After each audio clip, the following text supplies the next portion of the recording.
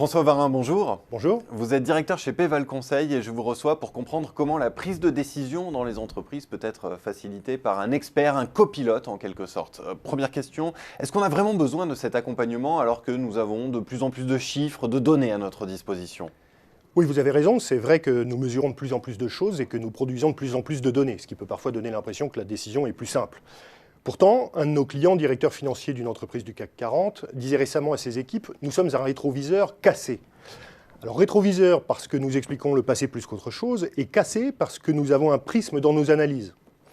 De fait, il leur proposait une évolution et il disait « Nous devrions être les phares de la voiture ». Son idée étant évidemment d'éclairer la route, le futur, et les phares pouvant même être parfois directionnels. Alors l'image a le mérite de marquer clairement un changement de rôle.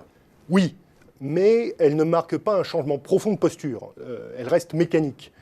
Alors nous avons soufflé à ce directeur financier une autre idée en lui disant « Montez dans la voiture, vous êtes le copilote ». En effet, l'humain a toujours un rôle clé dans la décision, malgré tous les outils et les données à notre disposition.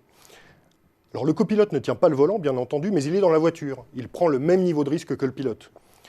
Avant la course, il a reconnu le parcours et puis durant la course, il donne ses recommandations et en cas d'imprécision sur une trajectoire ou de changement climatique ou d'obstacles imprévus, il ajuste ses consignes pour le prochain virage.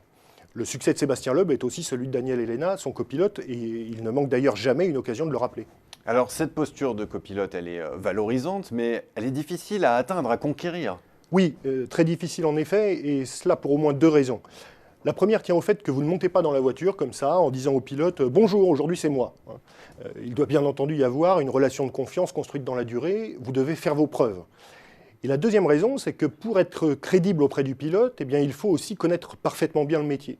Et j'ajouterais aussi la psychologie du décideur, c'est-à-dire ses freins et ses moteurs par rapport à votre sujet, ses enjeux personnels, son mode de fonctionnement, etc. Daniel Elena est le copilote de Sébastien Loeb depuis 20 ans.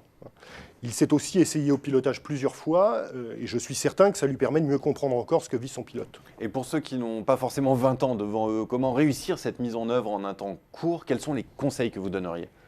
Eh bien, je conseillerais de commencer par prendre conscience que c'est un nouveau mode de pensée et d'action. Cela veut dire que les experts doivent abandonner leurs réflexes naturels qui les poussent à valoriser avant tout leur expertise et à peut-être parfois souligner un peu trop la complexité du sujet. Il ne s'agit pas de cacher cette expertise, mais de la mettre au service du décideur. Daniel Elena dit lui-même « J'ai le plus souvent le nez dans mes notes, mais je ressens les glissades, les freinages ». La traduction, ce serait que vous aurez toujours besoin de votre expertise, mais en la mettant en perspective du business et de ce qui est en train de se passer. Et Daniel Elena ajoute « Ce qui m'énerve, c'est surtout lorsque notre boulot commun n'est pas reconnu, parce que notre réussite vient aussi de là ». La traduction, c'est vous êtes un binôme décisionnel que vous allez former avec le manager pour structurer les enjeux, séparer les variables, vous allez intégrer son mode de fonctionnement, communiquer vos recommandations. Donc c'est une responsabilité nouvelle, une posture radicalement différente du rétroviseur ou même du phare. Merci beaucoup François Varin pour cet éclairage sur les vertus du copilote. Merci. Merci.